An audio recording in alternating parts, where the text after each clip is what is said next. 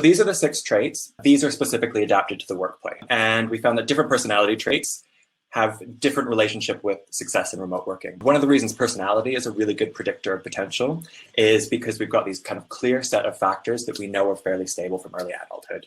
People's personalities don't change much after they get into their 30s. The first, this is the one that's most related to performance and potential, is conscientiousness. People with higher conscientiousness tend to be good at motivating themselves. They might be a bit more prone to workaholism, tend to be very driven, very focused on achievement orientation, tend to be a little better organized, better at long-term planning. Whereas people on the lower end of conscientiousness need more external motivation. So adjustment is about stress and how you manage, deal with, cope with stress. Everyone has a different level of adjustment that they can manage about kind of different stress levels or different stressors. It is biological. It tends to be pretty hard-coded. So some people are really resilient to stress, and that's a kind of genetically, biologically hardwired thing. There's all sorts of stuff you can do with coping mechanisms and different ways of dealing with and managing stress. The third one is curiosity.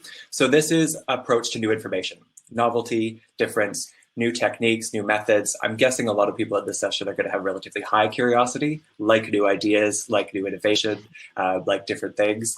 Whereas people with lower curiosity tend to be very dependable and focused. You might say reliable, but don't like to do new things in new ways. They like to do things in kind of consistent, tried and trusted methods, which both sides of the spectrum are useful to have in organizations. It's great to have the innovators, but sometimes you need people who are just really reliable, stable, and get the job done. Risk approach, this one's about dealing with conflict, and higher risk approach tends to be about dealing with conflict, whereas people with lower risk approach tend to sometimes have lower levels of adjustment and tend to be a bit more reactive, conflict averse. So if you see a profile that someone has really, really high curiosity, but low conscientiousness, it might be kind of more impulsive, less strategic, less thinking about how to use the new ideas. Whereas if you have someone who's really high curiosity and really high conscientiousness, it tends to be more goal-oriented and strategic. Ambiguity, this is one that's really important for both leadership and for remote work. So ambiguity is about complexity.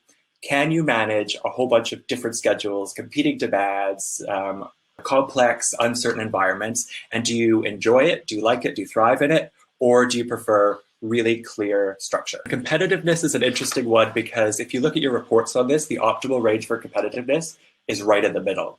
So with conscientiousness, the optimal range for leadership tends to be a bit higher, whereas there's more risk factors associated with really high competitiveness. So people with really high competitiveness like to be seen as a winner, really driven by competition, which could be healthy, sometimes not, and like the spotlight and like praise and recognition. Higher competitiveness people tend to be really good in sales. Lower competitiveness people are often better at kind of collaborative team roles.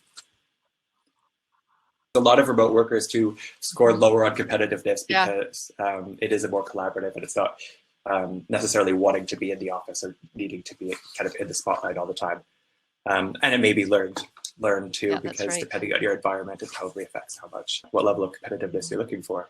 High conscientiousness or low conscientiousness can also be connected to self-leadership. So we can all develop self-leadership. So that would be the competencies or the practice that would help you in a way grow in conscientiousness without changing your personality.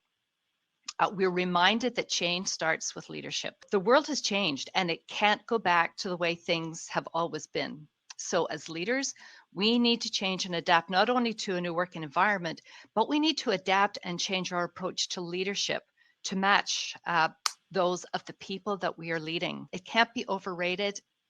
Communication. We need to communicate. The key is to learn what causes the stress, what the triggers are, and put practices in place to manage the stress.